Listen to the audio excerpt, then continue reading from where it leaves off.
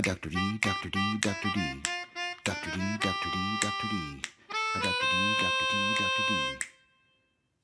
Explain stuff. Hey everyone, Dr. D here, and in this video we are going to be covering Chapter 3 from our Genetics Essentials, Concepts and Connections, 4th edition textbook. This chapter deals with the basic principles of heredity. And when you think of heredity, the name that should pop to mind is Gregor Mendel. Now recall that we've covered a lot of Gregor Mendel's seminal work in Biology 1406, including the Monohybrid Cross and the Dihybrid Cross, and how those led to the principles of segregation of alleles and the principle of independent assortment, and how that ultimately led to our understanding of heredity, and how that led to our understanding of how heredity is linked to meiosis. Events in meiosis dictate heredity. The concept of dominant alleles and recessive alleles, so on and so forth, and how all that ultimately led to Punnett square analysis, and all of that is covered in Biology 1406. So if you need a refresher from Biology 1406, there's this link right here. I'll also throw a card up above so that you can get access to that from this video. Again, if anything from this chapter is fuzzy with regard to the monohybrid, dihybrid cross, those concepts I just mentioned, this is a nice refresher video for you. But let's go ahead and get started and see what we can cover here. Gregor Mendel, known as the father of modern genetics, he did a lot of studies with pea plants, and those pea plants gave insights to how heredity works. He used a model organism. Remember, we talked about model organisms in chapter 1, and his model organism was Pisum sativa, the pea plant, and it was a wonderful organism to use because it's very easy to grow. There's many different, let me show you, there's many different phenotypes. You can have yellow pod color, green pod color, inflated pods, constricted pods. You can have flowers at the axial location. You could have flowers at the terminal location. Tall plant, short plant, seed coat color. You can have gray coat around the seed or a white coat around the seed. Seed shape, round or wrinkly. You could have seed colors, yellow and green. Do you see the vast array of variety here between types and phenotypes? And also what really helped him was the fact that a lot of these tended to have a clear dominant and a clear recessive allele, and they also tended to be on different chromosomes, so you could have independent assortment working properly. So he used the proper experimental model. He used the proper genetic model organism, and because of that, he was able to unravel the mystery of heredity. Again, this should be evidence of just how important these model organisms are, these genetic model organisms are. Okay, so he used an experimental approach and analyzed results mathematically. This is actually understated a lot of times, how important it was that he used math and his understanding of statistics in order to make these to do these studies. What Mendel understood, because he studied at the University of Vienna, and he studied under some famous physicists. He actually even studied under Christian Doppler, the Doppler radar fame, the guy who came up with the whole concept of the Doppler effect, which led to the Doppler radar. He studied under these brilliant minds at University of Vienna at the time, and he knew what a good mathematical study was, a good experimental study with a high N number. You know what N number means? Number of subjects in the study. So he didn't stop at one plant and then make conclusions. He did this hundreds of times and got thousands of offspring. And then from having a high enough N number, he was able to make statistically sound observations and come up with this 1 to 2 to 1 genotypic ratio, or his 3 to 1 phenotypic ratios, etc. You cannot come up with those ratios if you're only doing a couple of plants. So the math he was using, the statistics he was using were sound, and that's how we got our clear-cut ratios that we know. And he studied easily differentiated characteristics. It was very easy to see if there's yellow pods or green pods, etc. And guess what? The best perk of all? The best perk of all? He got to eat his results, right? I mean, how many scientists get to go ahead and make pea soup at the end of the day and eat their result? So let's move on. Again, this should all be review, but you should know what a gene is. You should know what an allele is, locus, genotype, heterozygote, homozygote, phenotypic trait, the characteristics or character. But again, this is review that you should definitely know from Biology 1406. So please go ahead and brush up on this. I will briefly touch on this, even though we shouldn't have to, but let's go ahead and briefly touch up on this. A gene, an inherited factor. So that helps determine a characteristic. A gene is not an interchangeable term with allele. I want you to know that allele is a type of gene. Allele, let's look at the proper definition. One of two or more alternative forms of a gene. Does that make sense? So if the gene is eye color, an allele would be brown or blue or green. Does that make sense? Allele and gene are not interchangeable terms. Allele is a alternative form of a gene. Okay. Locus. Locus is the specific place on the chromosome where the allele lives, where that particular gene lives. A genotype is the set of alleles possessed by an individual, the set. So allele is brown or blue, but what is my genotype? My genotype could be brown brown, brown blue, blue blue. Does that make sense? Genotype means what set do I have? What alleles did I inherit from my parents? I got a brown from my dad and a blue from my mom.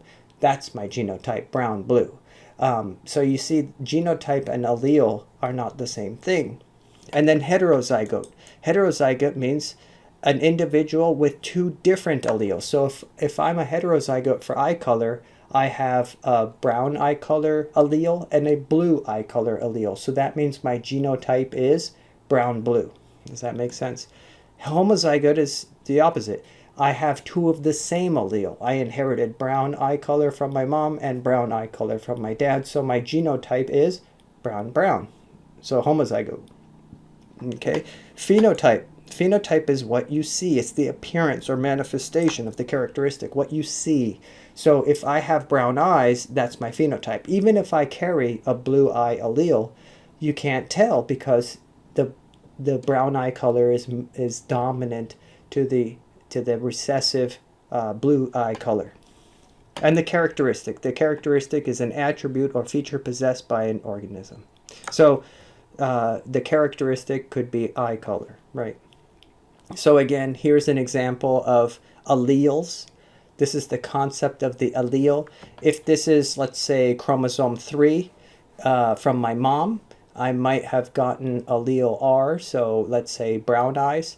If this is chromosome 3, which would be known as the homologous chromosome from my dad, it would have allele R as well. So this is the recessive version, so that might be blue eyes allele from my dad. Does that make sense?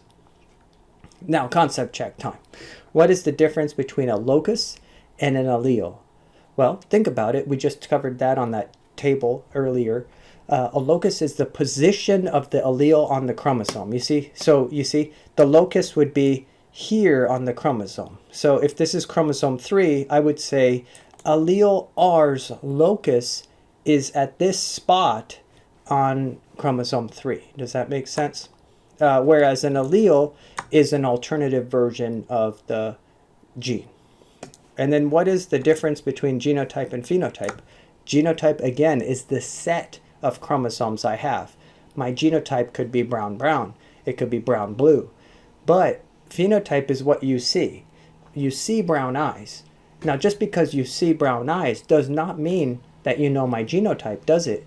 Because my genotype could be brown-brown, or my genotype is brown-blue, but you don't know my genotype simply by looking at my phenotype, do you? So phenotype is what you see, and genotype is what you have, the set of alleles you have, right? Does that make sense? Now, sometimes you can tell the genotype if you see the phenotype, but that's only if someone's showing the recessive phenotype. So if I'm showing blue eyes, then you could pretty much guess that my alleles are blue, because that's the recessive allele. And the only way I would be showing blue eyes is if I have two recessive alleles. So sometimes you can guess an organism's genotype from the phenotype, and sometimes you can't guess an organism's genotype from its phenotype. It depends if you're looking at the recessive phenotype or if you're looking at the dominant phenotype, if that makes sense. Now, remember from Biology 1406, what can you do if you see the phenotype but you want to determine the genotype? That's a test cross. You have to cross that organism with a recessive organism, and then depending on the results of that test cross, you can tell whether it was a heterozygote or a homozygous dominant organism.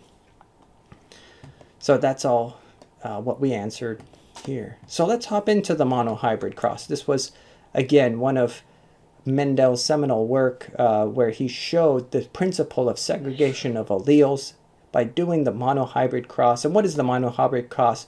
It's a cross between two parents that differ in a single characteristic.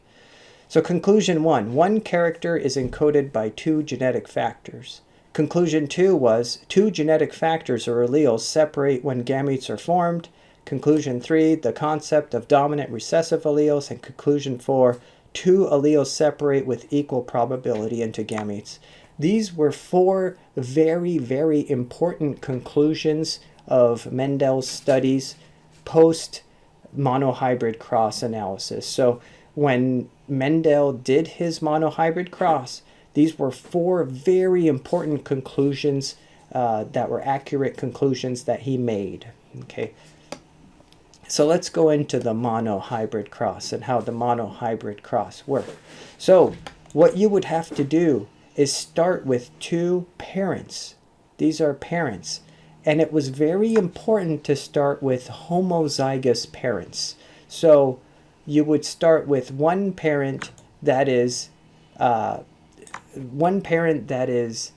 homozygous dominant and one parent that is homozygous recessive for the particular trait. Okay, so in this case, it looks like they were looking at wrinkly versus round peas. So one of these parents was homozygous for wrinkly peas. One of these parents was homozygous for round peas. And then what you do is you take a paintbrush, you pick up some pollen from the stigma. You pick up some pollen from the anther, the male parts of this flower. You pick up the pollen from the anther, which is essentially the sperm. And then you deposit that pollen on the stigma of another plant, and this is called cross-fertilization. You're taking pollen from this homozygous plant and you're depositing on this homozygous plant, this female flower. So you got the male flower's pollen to the female flower anther, and there you go.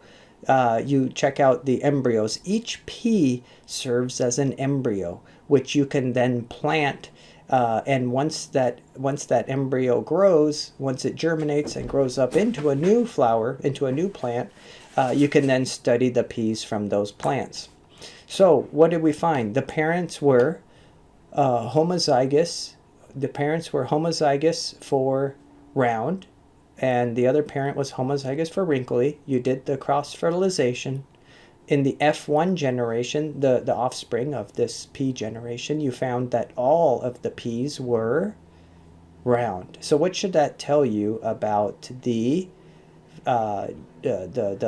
dominance and recessiveness of round? Well, round was the dominant allele. Round is the dominant allele. The F1 generation will show you which one is the dominant allele. Now remember that this was a homozygous for round. So this pea plant contained capital R, right? 2 alleles for round. And this pea plant contained 2 alleles for wrinkly, which means when this pea plant made sperm, the sperm contained 1 copy of big R.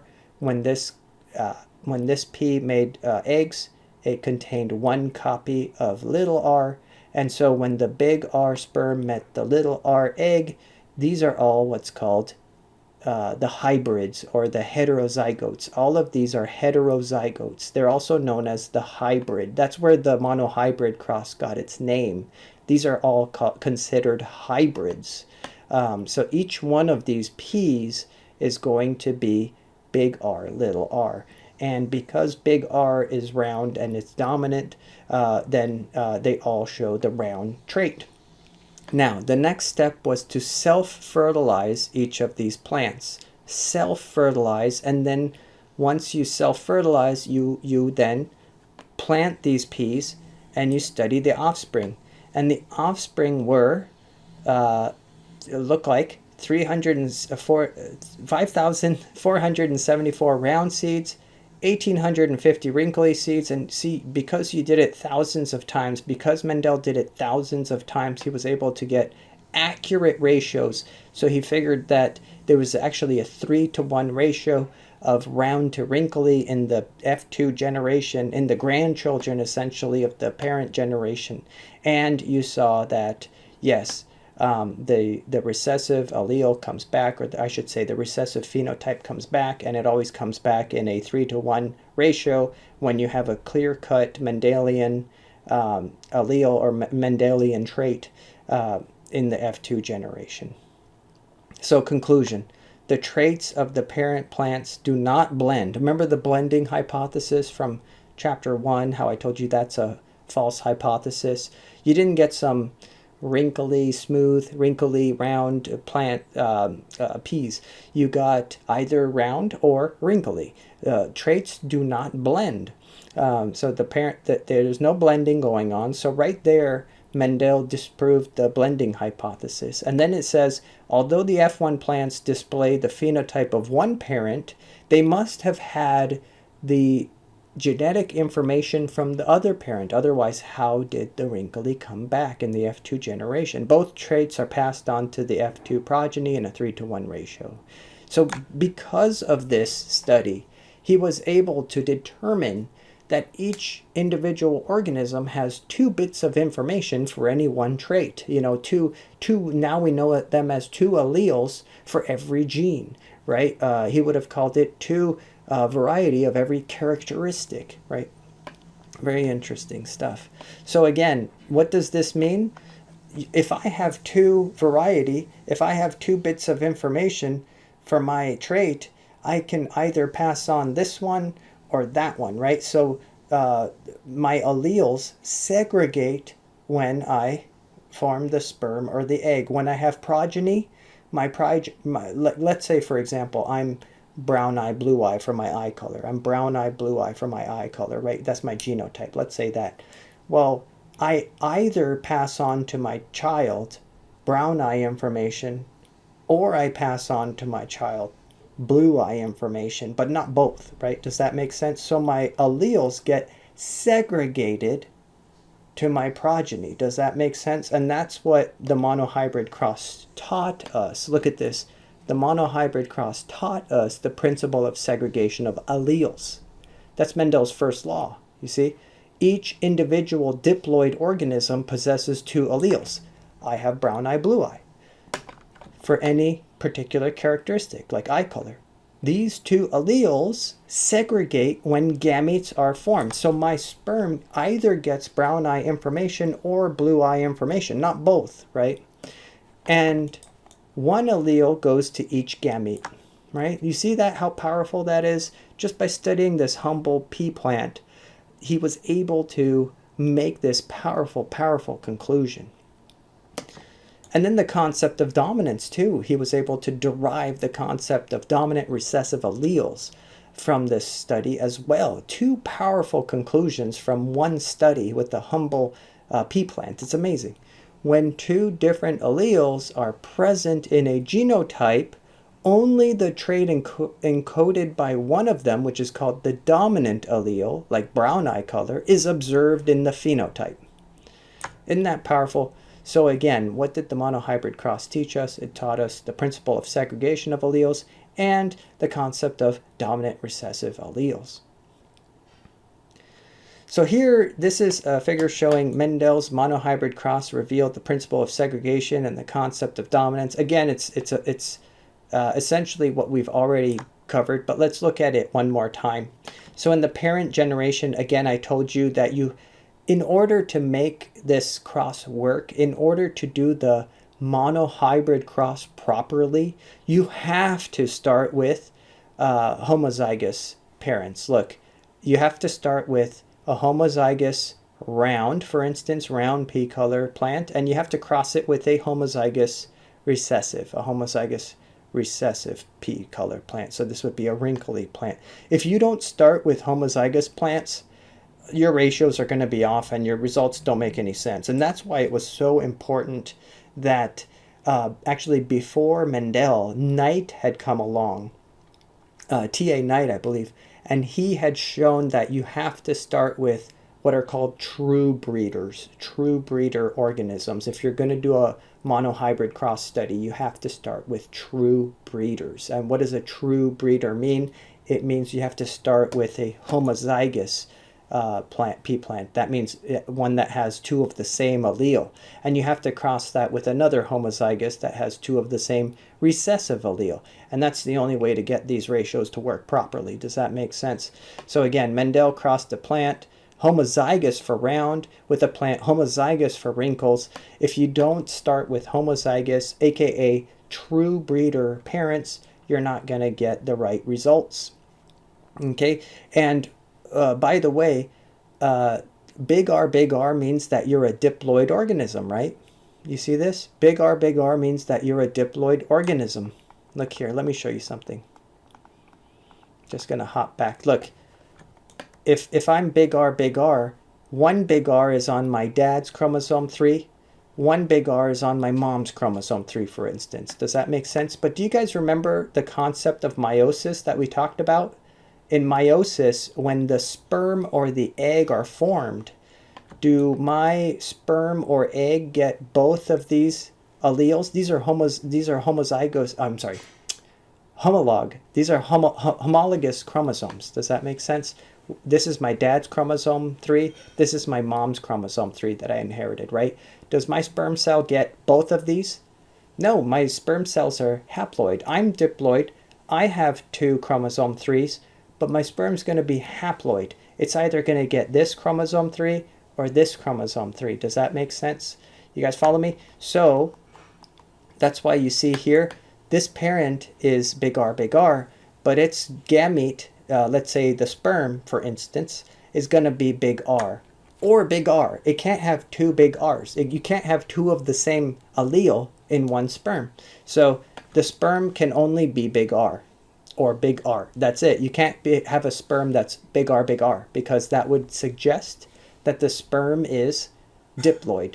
And the sperm is not diploid, it's haploid, right? You only have one of every allele because you only get one homologous chromosome. Hopefully this makes sense.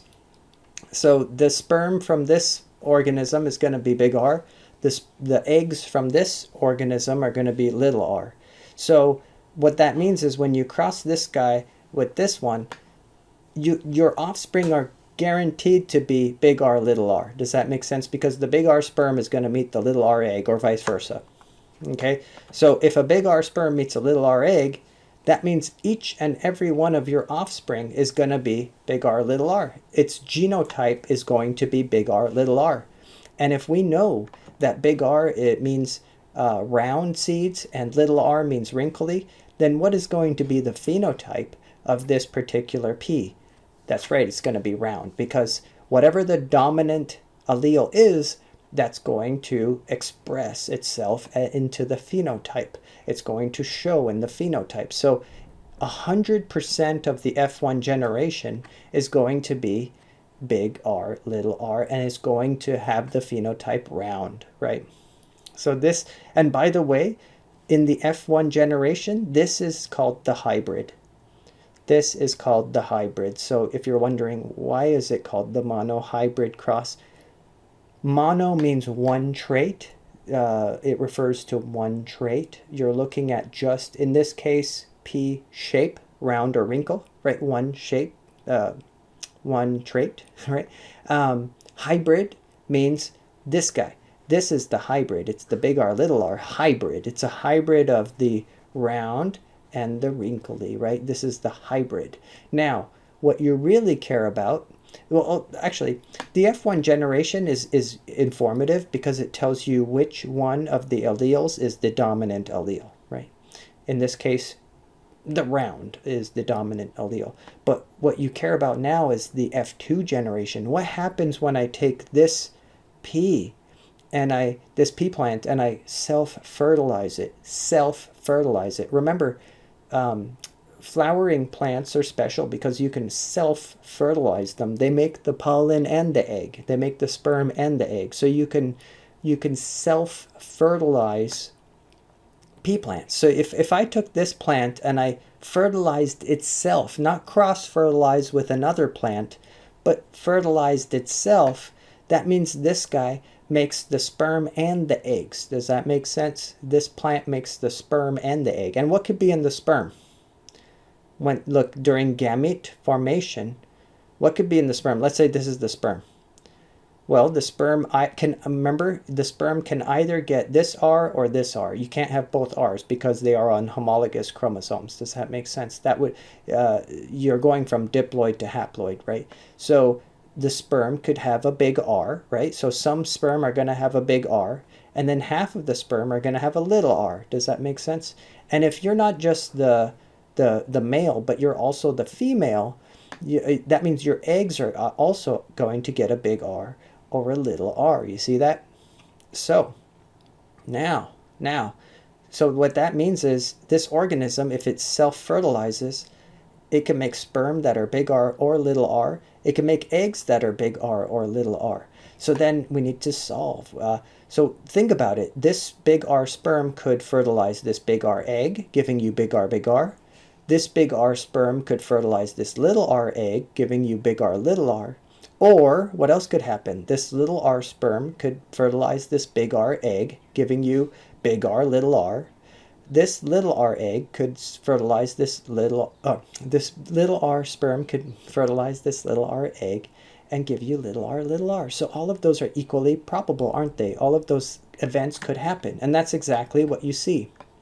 When you cross these sperm with these eggs, these are the possible combinations you could get. If this sperm met that egg, you would end up with big R offspring, round offspring. Homozygous dominant is what they call them. Homozygous dominant offspring that are round. If this sperm met that egg, that's equally likely to happen. That's big R, little r, isn't it? Big R, little r, which is equally likely to happen. And that's going to give you a round P, but it's going to be a heterozygote. If this little r met that big R, that's going to be little r, big R. And that's going to give you, again, a round seed. And that's equally likely to happen, but it's also a heterozygote. Or, another thing that's equally likely to happen is this little r sperm could fertilize this little r egg. And that is another equally likely event. But in this case, you would end up with little r genotype offspring, and that would be a wrinkly offspring.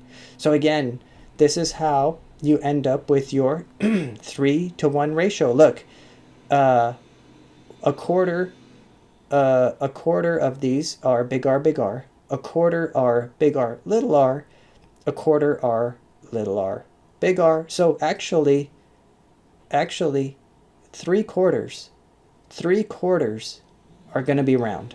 Does that make sense? And only 1/4 is wrinkly. So that means there's a 3-to-1 ratio of round to wrinkly. So 1/4 is homozygous dominant, 1/2 are going to be heterozygous, and 1/4 is going to be recessive. And that's where your 1 to 2 to 1 ratio of genotype comes from. Do you guys remember? So this is actually very important for you guys to understand. So maybe you know what I'm going to do? I'm going to walk you through this real quick. In a genotypic, let me show you something. This is very important for you to understand. In the monohybrid cross, what did we see? The phenotypic ratio. What was the phenotypic ratio we just talked about? 3 dominant to 1 recessive, right? But then I might also ask you, what is the genotypic ratio? What is the genotypic ratio of the monohybrid cross? That's a different question, isn't it? Think about it. The phenotype means how many rounds versus how many wrinkle in the F2 generation. But the genotypic ratio means how many are big R, how many are big R, how many are little r, right? Does that make sense? In that case, how many big R did we get? 1/4, right? How many big R, little r's do we have? And by the way, this one is considered big R, little r. I usually like to write the capital letter first, right? So how many big R, little r's do we have? It looks like 1/4 plus 1/4, which would be 2/4, right? Does that make sense? Or 1/2. And then how many little r's did we get? Look here. That's right, we got 1. So you need to know this. 100% you need to know that in the F2 generation of a monohybrid cross, you're going to end up with a 3 to 1 phenotypic ratio of dominant to recessive, but a 1 to 2 to 1 ratio genotypically, which means 1 homozygous dominant, big R, 2 heterozygotes, big R, little r's, and 1 homozygous recessive, little r. Okay, I hope that makes sense. I know it is a lot to take in, but hopefully it's a lot of review from Biology 1406. So this is showing you in a F2 generation, right? What happens if you self-fertilize these and then move on to the F3 generation, right? So we're not going to touch on that so much, but now you know at least how to read the genotypic ratios, how to read the phenotypic ratios, how the phenotypes work, how the genotypes work, how those genes are passed on, how gametes are formed, you know, which is very, very powerful stuff. And again, like I said, if anything seems confusing, go back to this link I have at the beginning to the Biology 1406 review of the monohybrid and dihybrid cross. It's going to go into all this detail again, step by step, so that you understand. So let's do a quick concept check and then take a break. And we will come back with more. So concept check time. How did Mendel know that each of his pea plants carried 2 alleles encoding a characteristic?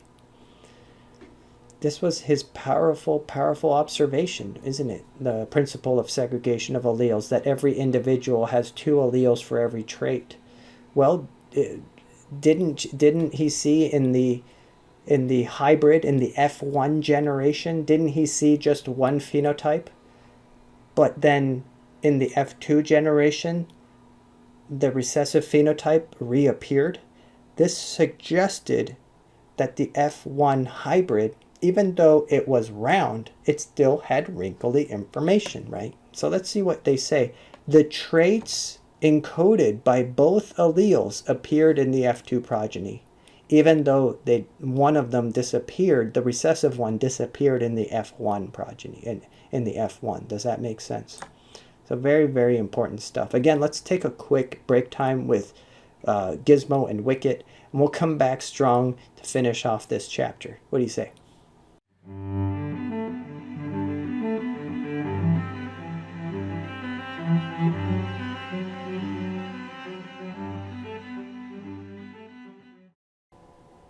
All right, welcome back from break time with Gizmo and Wicket.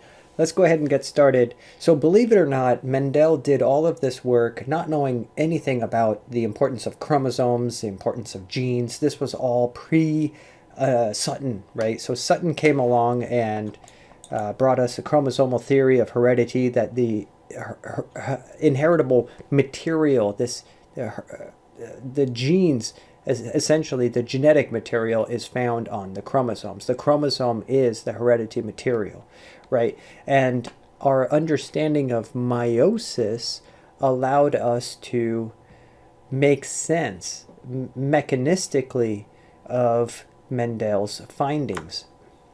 So now, knowing how meiosis works, with meiosis 1, meiosis 2, how there's crossing over happening, how there's independent assortment happening, by knowing that, now we can make sense of Mendel's findings. So let's take a look here inside this cell. The two alleles of genotype RR are located on homologous chromosomes. So this would be your parent cell. Your parent cell has two homologous chromosomes with allele big R and allele little r. So this would be like the hybrid of Mendel's study, the F1 hybrid. And then during chromosome replication, S phase, all of the chromosomes are copied. So now you have sister chromatids, big R sisters, little r sisters. Then during prophase 1, those separate, the cell splits, and you end up with two haploid cells, right? Two haploid cells. And then you have anaphase 1, or you have crossing over during prophase. Then you have anaphase 1, where independent assortment happens.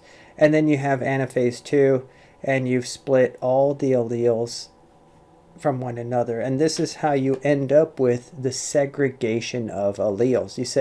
You started with a parent that had two different alleles, a big R and a little r, and you ended up with gametes that have either big R or little r. Did you see that? So now we can make sense of the principle of segregation of alleles by looking at meiosis and understanding what is happening with the process of meiosis, how you go from a diploid parent to haploid gametes.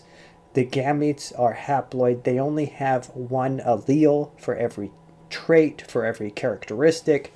And the reason for that is they're haploid. The gametes only carry one homologue, right? Does that make sense? Again, the parent, big R, little r. After S phase, you've copied all the chromosomes.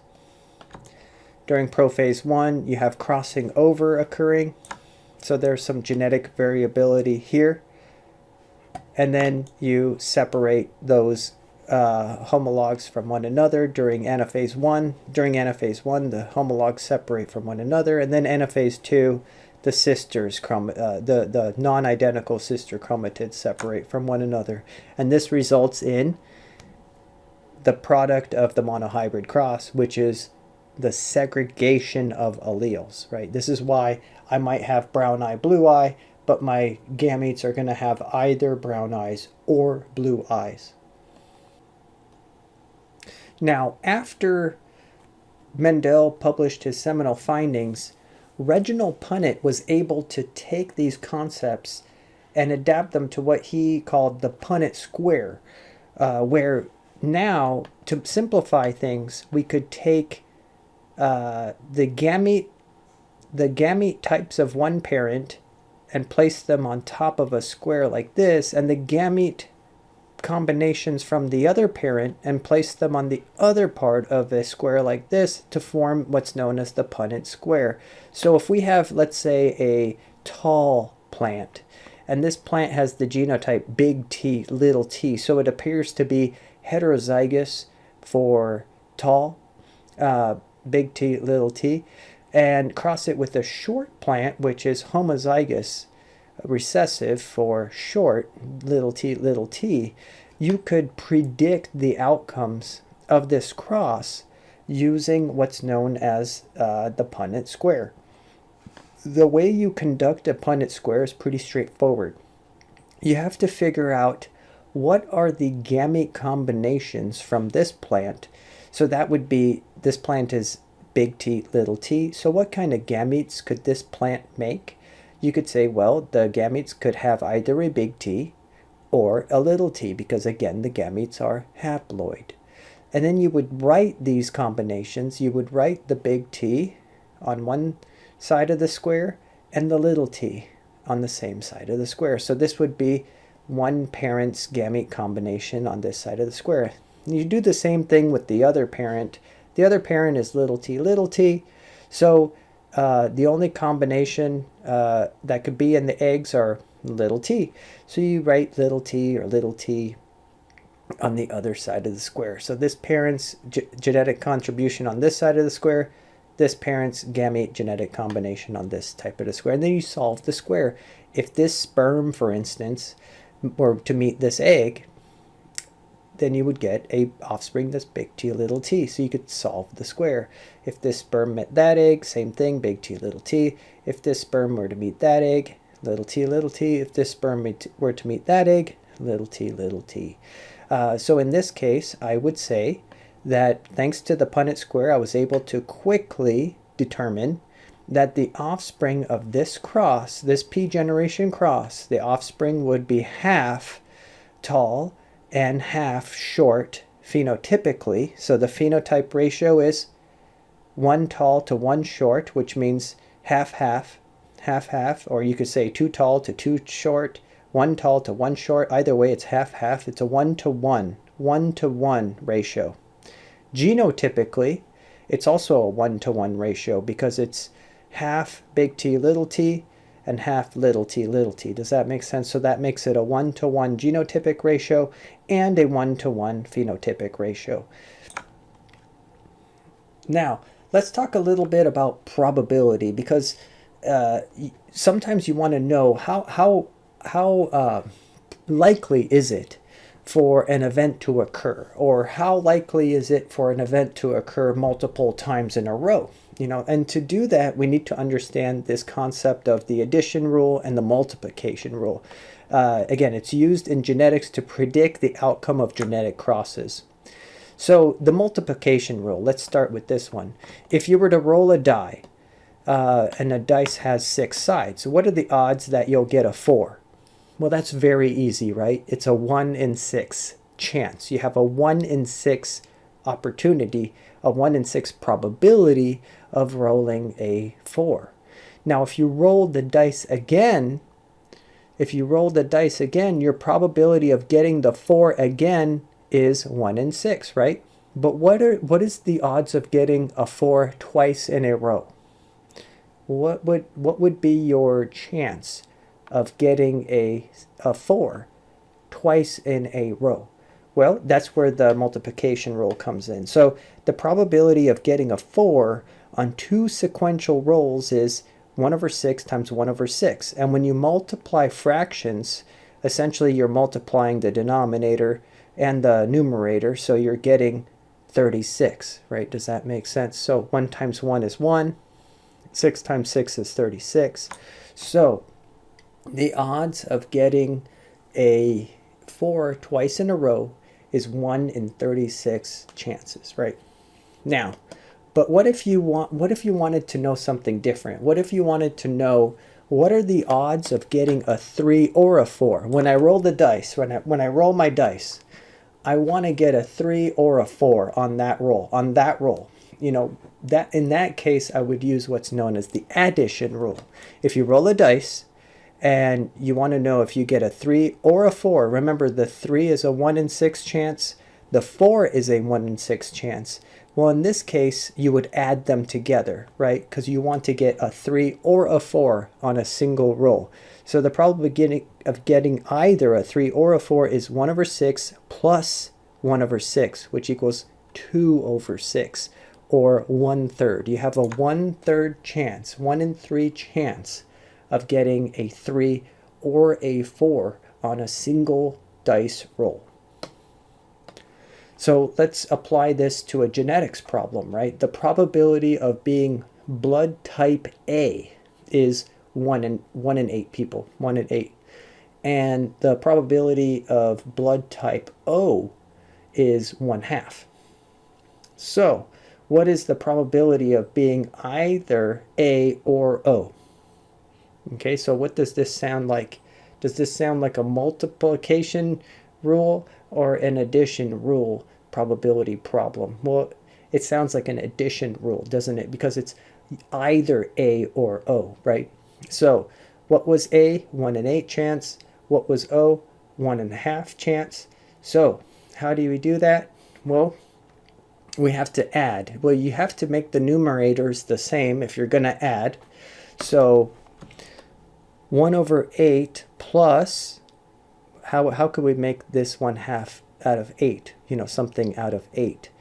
1/8 plus, what about 4/8, right? If we changed 1/2 to 4/8, isn't that the same thing as 1/2, 4/8? So 1/8 plus 4/8 equals 5/8. Does that make sense? The odds of you being A or O is 5/8. Now, there are other aspects to these crosses that I'm not going to touch on this time, and that is the test cross. I think I briefly mentioned the test cross earlier, and that's when you see a dominant phenotype and you want to figure out the genotype. Then you could apply what's known as the test cross to figure out the genotype of that phenotype, but we're not going to go into that too much in this course. But I will share with you some ratios of simple crosses real briefly. Here's just a table that you could review on your own of some of the phenotypic ratios for simple genetic crosses, like when you get a 3:1 ratio or a 1:1 ratio. And here's some of the genotypic ratios of these simple genetic crosses as well. When do you get a 1:2:1 genotypic ratio? When do you get a 1:1 genetic ratio? It's just good, handy dandy, shortcut sheet for you to take a look at.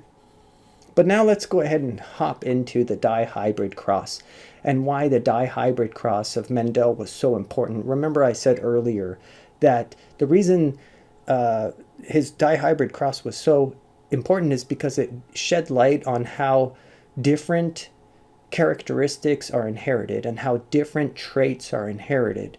And it really made sense of how different traits are separated independently from one another during gamete formation.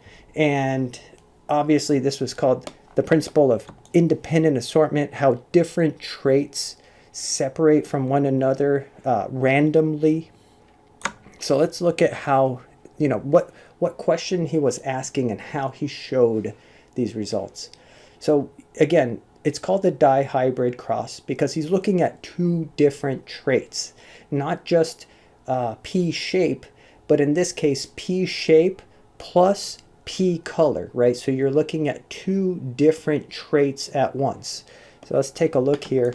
In this case, he was looking at a true breeder, that means homozygous dominant, a true breeder for shape, which is round, and color, which is yellow. And he crossed that, he did a cross fertilization with a true breeder for wrinkle and green peas. And what kind of gametes could this round yellow seed or round yellow pea plant make? Well, it looks like it only has big R, so big R could go into a sperm cell, and big Y could go into the sperm cell. Are there any other gamete combinations that this parent could make? No, that's it. Big R, big Y. And then this parent here is little r, little r, little y, little y. What kind of gametes could this parent make? Again, it's little r, little y, right? So if you were to make a Punnett square, you would have one part of the, it would be the simplest square in the world. It would be a 1 by 1 square. This sperm carrying big R, big Y would have to fertilize this egg, little r, little y, to give you what offspring? all of the offspring would be big R, little y, little y. Now you might be asking me, but Dr. D, you just said the gametes are haploid. Why are there two letters inside of this gamete? Well, remember, haploid means one of the homologous chromosomes. Both of these R's are on different chromosomes. They're on homologs, right? So you can either get this allele or this allele, but not both. But either way, you can have two different alleles. You can have an R and a Y because those are completely different alleles. Does that make sense? You can't have two of the same letters in the same gamete, but you can have two different letters because the different letters represent different alleles. And a lot of times when you're talking about these simple crosses, they're going to be on different chromosomes too, if that makes any sense. So all of the offspring are going to be heterozygotes. This would be your hybrid organism, big R, big Y, little y. This is your hybrid offspring. And they are all 100% going to have the same phenotype, which is round and yellow. And they are all going to have 100% the same genotype, which is big R, little I, big R, big Y, little y. And then what's the second part of these crosses? What do you have to do now? That's right, you have to self-fertilize. You have to self-fertilize this, itself, right? Now, to do that, what do you need to do? First of all, you need to figure out what kind of gametes, these are the gametes, what kind of gametes could this parent make? Well, think about it. What are the different combinations of R and Y that could go into the gametes? Well, couldn't you have a gamete with a big R and a big Y? Yeah, so one of the, let's say sperm, it could be egg or sperm. One of the sperm could have a big R and a big Y, correct? And isn't it equally likely that a sperm could get a big R and a little y? This one, a big R and a little y? Yes. And isn't it equally likely that you could have a little r with a big Y? And isn't it equally likely that you could get a little r with a little y? So would you agree that this parent, this F1 generation could make sperm that are either big R, big Y, little y, big R, little y, or little r, big Y, and all of those are equally likely? Yes. And so if you were to make a Punnett square, wouldn't you put all these different sperm on one side of the square? And that's exactly what you do. You take those combinations I just told you on one side of the square, and if you're the mom and the dad, you put the same combinations on the other side of the square. You see what I'm saying? So these would be, let's say, the eggs. These would be, let's say, the sperm. And so then you solve. If a big R, big Y sperm met a big R, big Y egg, what would be the result? Big R, big Y, big Y. And then you just keep solving. If a big R, big Y sperm met a little r, little y egg, you would get big R, big Y, little y. And you just keep solving, and you solve the whole square, you see?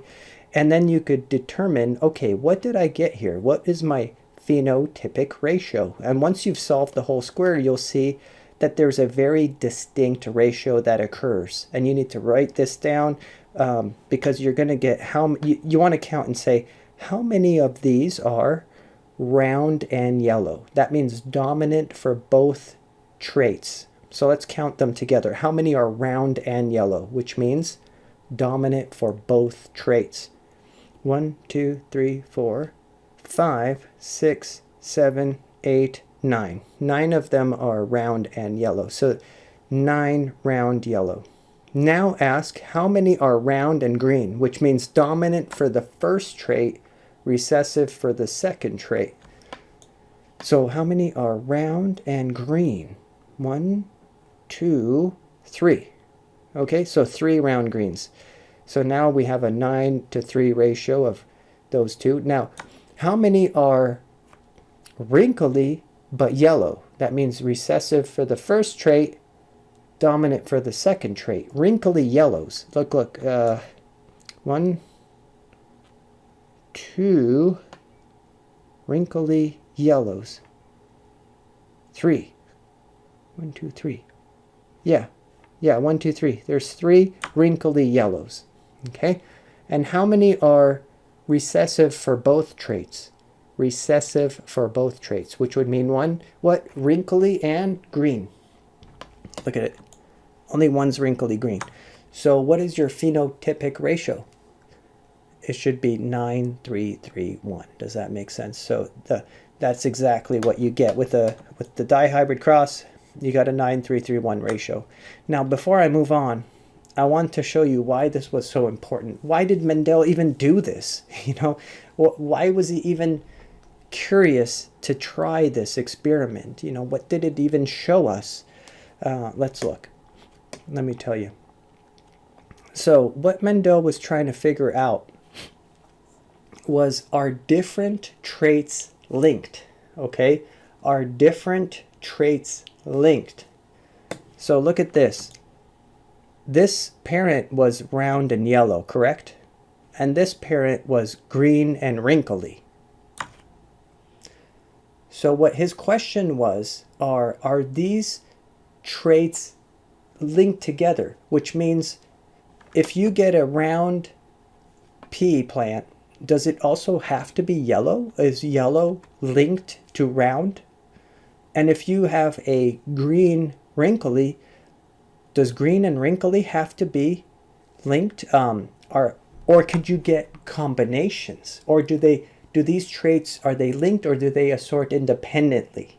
If it's independent, you could end up with yellow wrinkly or round green. Does that make sense? If the traits are independent, you could get new combinations that you don't see in these parents. If they're linked, you're not going to get new combinations. You're going to get either wrinkly green or round yellow. Does that make sense? That's why he did this cross. He was curious. Do traits assort independently, or do different traits assort in a linked fashion? And what would you say from his results here? What would you say? Just look at the results here. Are the traits for shape and color, are the traits linked, or are the traits independently assorting?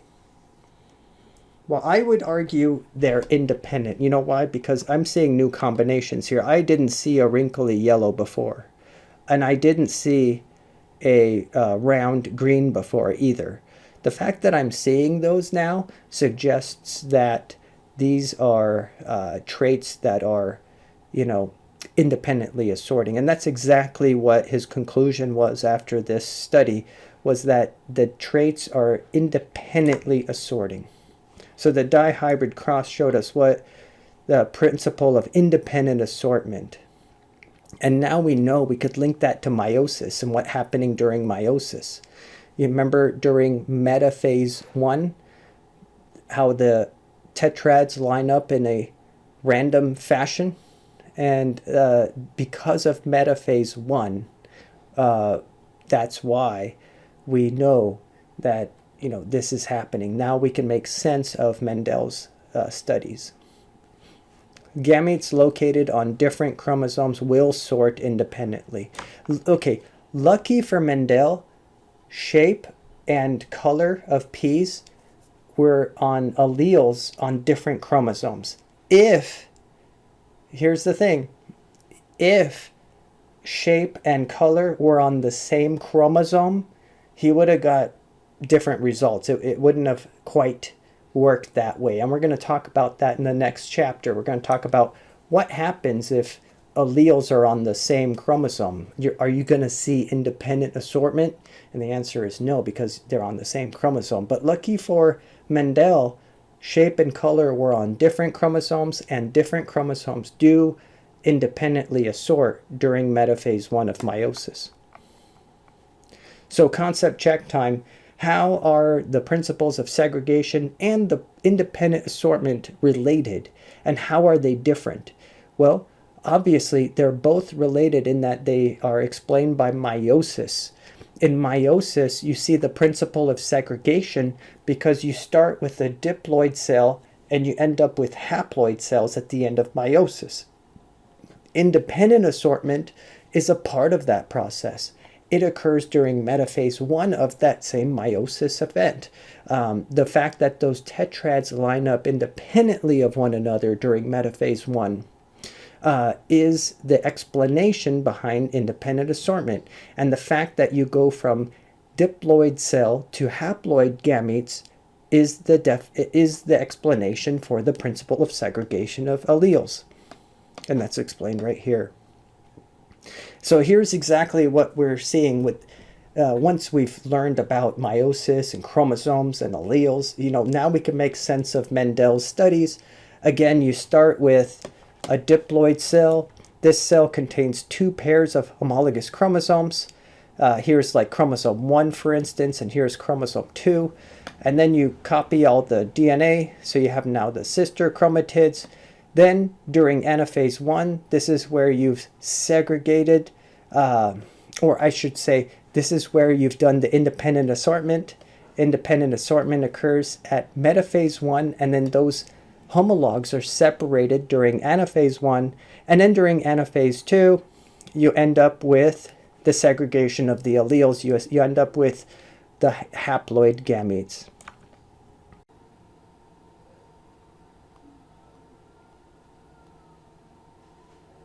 All right, let's pick up here with chi-square goodness of fit.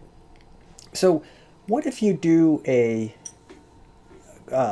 cross like this? What if you do a monohybrid cross, for instance, and you want to check whether the phenotypic ratios that result are they match your expected ratios, or if they might deviate from the expected ratios? How could you test that statistically?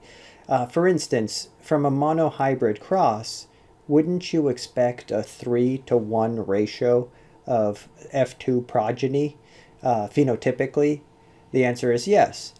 Now, what if you see numbers that aren't exactly 3-to-1? What if they're a little bit off?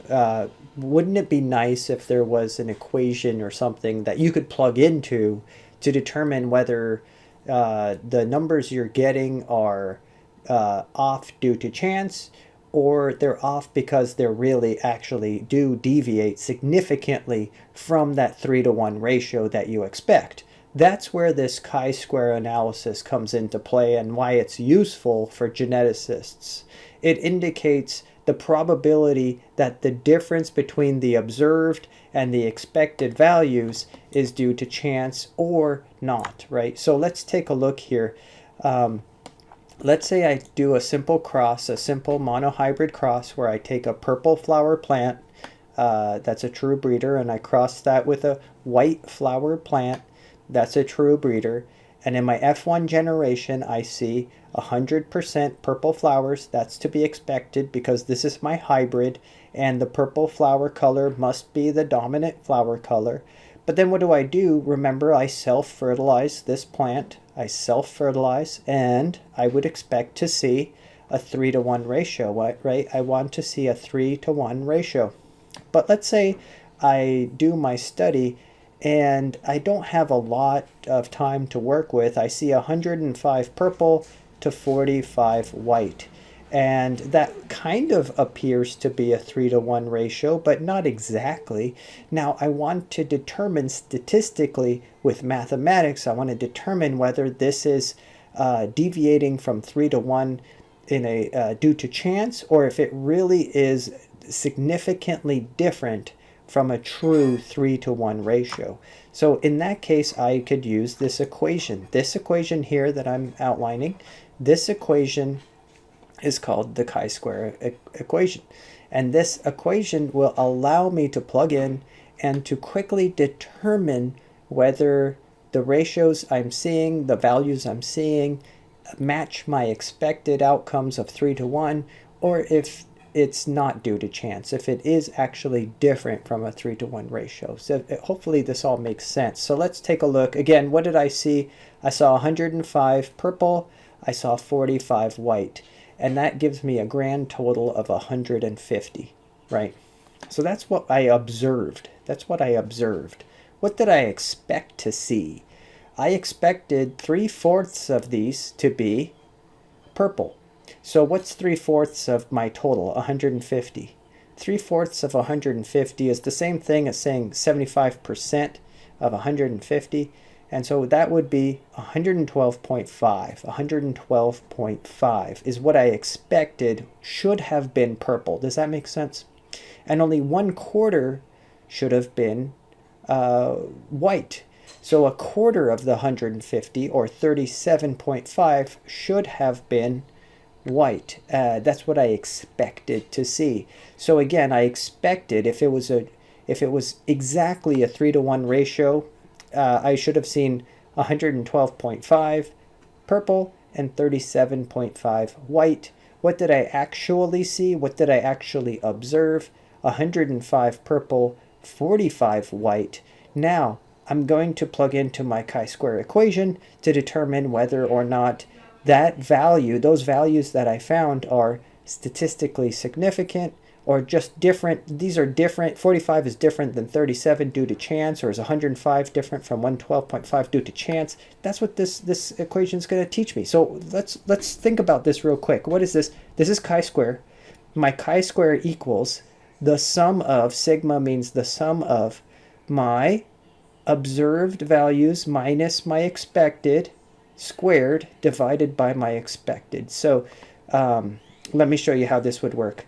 Let's plug in.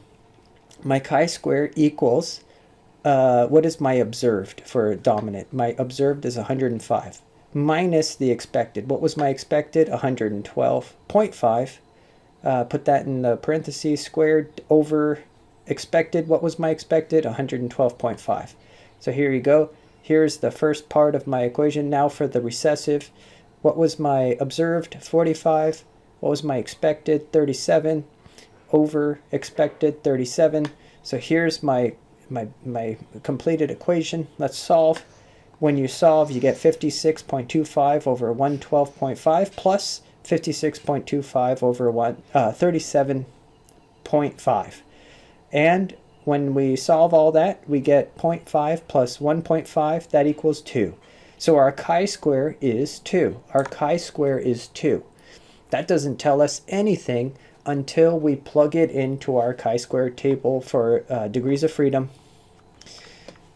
This is our critical values of the chi-square distribution, which plots the p-values. P-values mean significance values over the degrees of freedom. What are degrees of freedom? Let me show you something. Oh. So if you have two traits, if you have two values you're looking at, your degrees of freedom are, you have to subtract 1. You subtract 1 from the number of values you have. I guess that's the simplest way of putting it. So if I have two values I'm looking at, I subtract 1. My degrees of freedom are 1. Does that make sense? So when I go back to this table, I look at my degrees of freedom. I go over until I get to my chi-square value. What was my chi-square value? Wasn't it 2? So I'm about here. My chi-square was 2, so I'm actually not quite here. This is 2.7, but I'm higher than here, so I'm somewhere between 0.5 and 0.1. Does that make sense? My p-value, my probability is between 0.5 and 0.1. So my chi-square is right here. Why is this important? Well, I need you to understand that in statistics, a p-value is only significant at 0.05 or lower. You see this here? P-value is 0.05. You see the little asterisk? That's because that's where significance occurs. P05 is where a value is significant. Where does our value lie? Is it higher than 0.05 with our chi-square, with our degrees of freedom, or is it lower than 0.05 with our chi-square? Well, like I said, we had the value of 2, so we're somewhere over here. We're well above the 0.05 threshold of significance. So you see what it says here?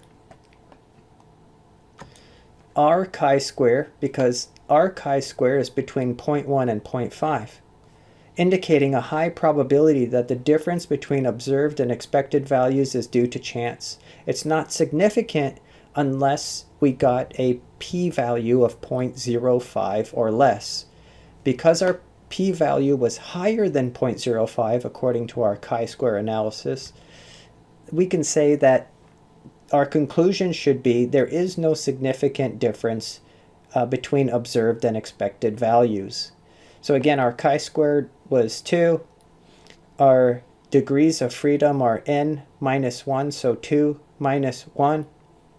Not this chi-square. Our degrees of freedom are based on the number of observations we made, 2 minus 1. And so we plugged in and we saw no difference. So this tells us that our observation of 105 purple flowers and 45 white flowers, the only reason it's not exactly what we expected to see was just due to chance. It wasn't because this is some special variant of Mendel's principles and it really truly is different. It's not really truly it's not deviating from what we expected because it's truly different. It's deviating from what we expected because it was random chance. Now, think about this. This is something to mull around in your head a little bit. How could we get our observed values? How could we redo this and get our observed values closer to our expected values? Think about that for a second. That will show me that you truly understand this concept. How could we redo this experiment and get our observed values closer to our expected values? What do you think? Anyone taken statistics in the past? What would a statistician tell you? Well, we know it doesn't deviate due to significant difference. It deviated due to chance. Think about it this way. If you were to flip a coin, if you were to flip a penny 10 times, would you get 5 and 5 every time? 5 heads and 5 tails every time? Now, what if you were to flip that coin 1,000,000 times? Wouldn't that get you closer to a 50-50 ratio? So what a statistician will always tell you is that more is better. More values is better. More n. More counting more flowers, not just 105 plus 45, 150. But what if we did this with 1,500? Better yet, what if we did this with 15,000? Better yet, what if we did this with 150,000 plants, right? Now we're going to get closer to our expected value. Does that make sense? So one way to get our observed value closer to our expected value is to use large numbers. I think the only reason we didn't get close to our expected values in this is because for such a study, 150 observations is actually kind of low, and you're gonna get some variability there. So hopefully that all makes sense, and you have an appreciation for the importance of a chi-square analysis, and you could use this in the future to determine whether the results of your cross are due to chance or due to significant difference. So let's do a concept check real quick. A chi-square test comparing observed and expected numbers of progeny is carried out, and the probability associated with the calculated chi-square value is 0.72. What does this probability represent? What happens if you have a p-value of 0.72? Now, the first thing you should think about is 0.72 higher, like greater or less than 0.05? 0.05 is the only probability value you really need to understand, because 0.05 means that a value is significantly different. It's significant. Is 0.75 larger than 0.05? Yes, 0.72 is larger. So that means that, oh, I gave away the answer. Let's just go right to the answer. It wants to do it anyway. the probability that the difference between the observed and expected numbers could be due to chance. The reason the observed and expected values are different is because chance. It's not because they're actually significantly different. Hopefully that makes sense. Now, if the value was 0.007, well, then it would be that the observed values are significantly different than the expected values. So something must be going on, causing that result to be different than what you expected. And then that would require you to do more investigation as to, well, why is that going on, right? So now let's jump to another concept here, the final concept of the chapter, which is this concept of pedigree analysis. There's a whole field of study on pedigrees. If you're trying to trace a disease throughout your family tree, there's a whole field of study on this. You could specialize in family counseling. You could become a genetic counselor. And genetic counselors, a big part of their job is to determine, for example, what are the odds that your children might, what are the odds that your children might have a particular genetic disorder based on maybe a genetic disorder that runs in your family. For instance, if sickle cell anemia were to run in your family, you would maybe consult with a genetic counselor to see what are the odds that my child might have sickle cell. What are the odds? Because maybe my great-grandfather had it, and then my mom had it, and then on the other side, on my spouse's side, does it run in my spouse's side? Then there's even more chance of your children having it. So pedigree analysis makes those types of heredity analysis of gene transmission from generation to generation easy to do. So let's look at it. A pedigree is essentially a pictorial representation of a family history, a family tree that outlines the inheritance of one or more characteristics. And when we're looking at them, remember that the proband refers to the person from whom the pedigree is initiated. So the great-grandpa generations ago that had the disorder, or the trait that, we're tracing down. It doesn't have to be a disorder. You might be tracing brown eye color throughout your pedigree, blue eye color, or whatever you're whatever genetic trait that you're following throughout a family tree. Now here's a pictorial representation of kind of what we usually see, the symbols that we usually see associated with pedigree. So an empty box, a clear box, is an unaffected person. Squares are males, circles are females, and diamonds are sex unknown. Now when you see a shaded in, like this one's shaded in with red, when you see shaded in squares, circles, and diamonds, these are affected persons. So let's say a person with the sickle cell anemia. Someone with a dot inside, this would be an obligate carrier. Someone that carries the gene but does not have the trait. Right away, what does this say about that trait? What would this say about that trait if there's such thing as a carrier? Someone that has the gene but doesn't show the disorder. What do you know about that allele? You should know that if you're a carrier, then it must be a trait that is recessive. Does that make sense? So albinism, for example, is recessive. I could have an allele for albinism and not be albino, right? So I could be a carrier. There are no carriers. There are no carriers if you're talking about a dominant disease trait. Does that make sense? Now, then you have an asymptomatic carrier, unaffected at this time, but may later exhibit the trait. That's when you see this split symbol. So, for example, if it's a genetic disorder that could present later in life, like Alzheimer's or dementia, then you could have the little a line here because we don't know if it's going to present itself or not, and it's, you know, pretty uncertain until later in life. Heart disease, things like this. Multiple persons would have a number inside. Deceased person has a diagonal line. The proband, which means the first affected family member coming to attention of the geneticist. A lot of times you'll have a little P with an arrow. That means the first person in your family tree to have that particular disorder.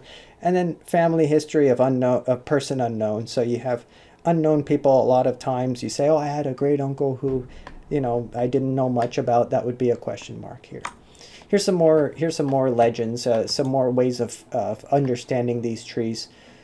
So family, parents, and 3 children. So here you have a male parent and a female parent. The horizontal lines mean mating, and the vertical lines lead to offspring. So these are the parents. They had 3 children. These are siblings. These are siblings. 1 boy. They had 1 boy and 2 girls. Does that make sense? So these parents, there's mating, there's 3 children, 1 boy, 2 girls. And do any of these have a disease? No, because it's not shaded in, right? Adoption. You have the brackets enclose adopted persons. So if you have a brackets around, that's an adopted person. So the adopted person had their own parents. So this boy had his own parents, and then they were adopted. He was adopted into this family. So this would indicate that, you know, you really can't take those genetics you can't really look at the adoptive parents as contributing to him because he's from a whole nother family tree.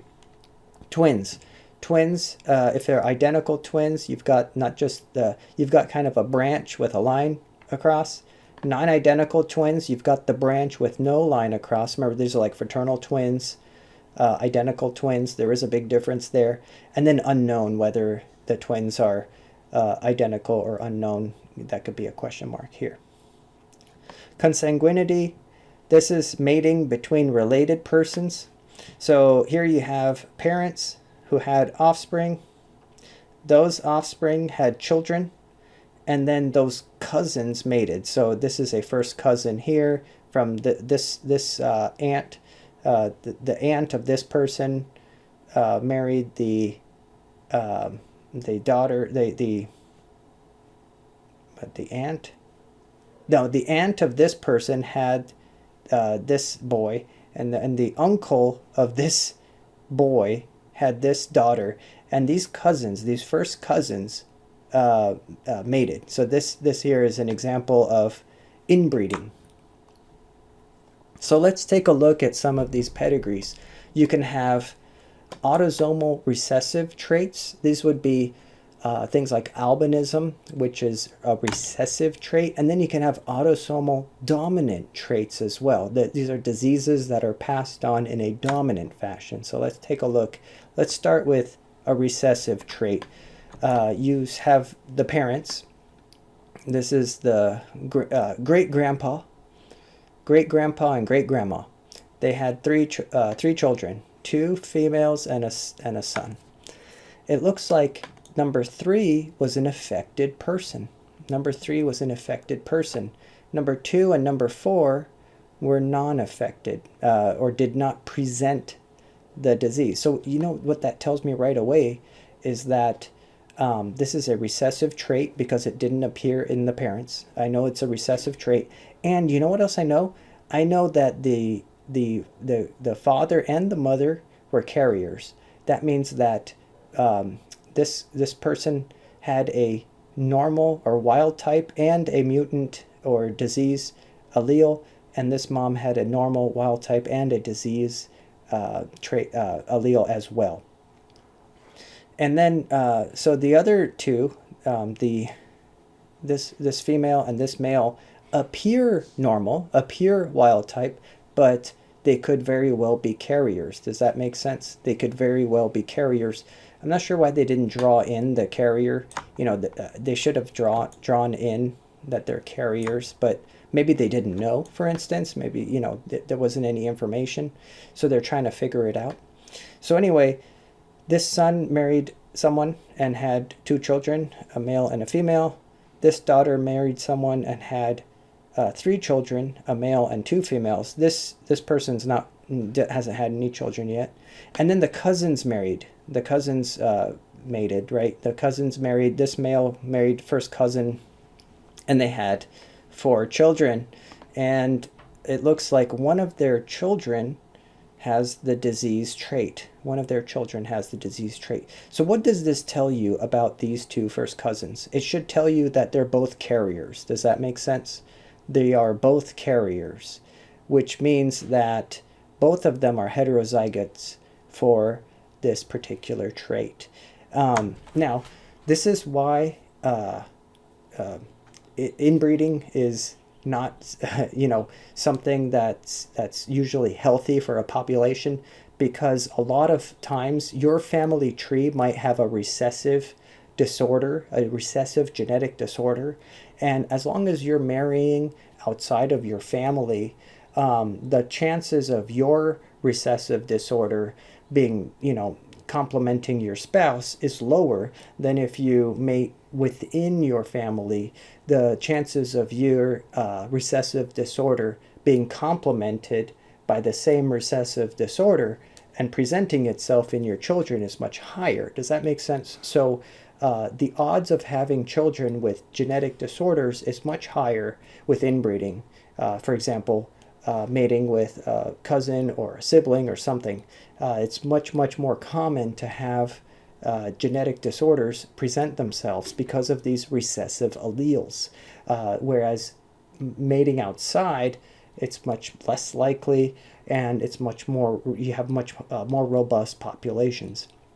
This is why in zoos as well, zoos go out of their way to mate, let's say they're polar bears or they're panda bears, with distantly related polar bears and panda bears, so that they can have a robust diversity of genes there, and you're not inbreeding them over because again, remember what I said in chapter 2, the best way to go extinct is to limit the gene pool. The best way to go extinct is to decrease genetic variability in the population. More genetic variability gives you bigger resistance and persistence of life. Less genetic variability is easier to end up with extinction. So let's look at a dominant trait. Dominant traits, you only need 1 copy of the diseased allele in order to show the diseased phenotype. So this mom, this great grandma had this disorder, married the grandpa who did not. They had how many children? 1, 2, 3, 4 children. 2 of them have the allele. These 2 can be pretty sure that they don't have the allele at all, because it's a dominant trait, which means if you show it, you have even one allele. So then they go on to have kids. Half their kids have it, half their kids, and so that's kind of how this works. If you have the phenotype of this dominant disorder, you have a 50% chance of your kids getting it, because you have, like I said, you have 1 healthy allele, 1 mutant allele. Your gametes will get one or the other. Your offspring have a 50-50 chance of having this disorder. Does that make sense? Now, here's an example. Warrenberg's syndrome, which is marked by it's a autosomal dominant trait characterized by deafness, fair skin, visual problems, and this white forelock that appears in the hair. So it's a autosomal dominant. So if you have 1 copy, it's going to present itself. Here's great grandma, deceased great grandpa, and it looks like they only had 2 children, but both of them got this syndrome. And then it goes on, and you can see it's pretty consistent with half of the children getting this disorder, because again, it's a dominant disorder, and that means that half of the children will have it through time, right? So it basically mimics the inheritance found here with this framework of dominant autosomal trait. So again, hopefully it all makes sense. thank you for joining me. This was chapter 3. Let's get going right into chapter 4 and finish it strong. Dr. D, Dr. D, Dr. D. Dr. D, Dr. D, Dr. D. Dr. D, Dr. D, Dr.